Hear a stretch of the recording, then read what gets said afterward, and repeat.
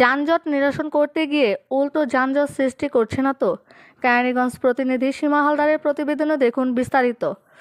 কেরানীগঞ্জ কদমতলী মোড় থেকে lion shopping mall ব্রিজের ডান পাশের রোডে প্রতিনিয়ত যানজট লেগেই থাকে।